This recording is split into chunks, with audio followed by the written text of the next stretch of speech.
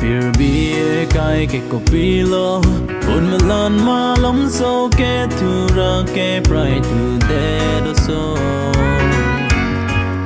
ove mi kai te kopilo baba mir ka pa pura ka te ke tu asan lo nang do verzi dim ke kona si do si mun ti ta di don marlin du te ning rong ke long le de ji a lo ti si dam bom lang ma don marlin je ma tha no na do ve zi dim ke kona si do si mun ti ta di don marlin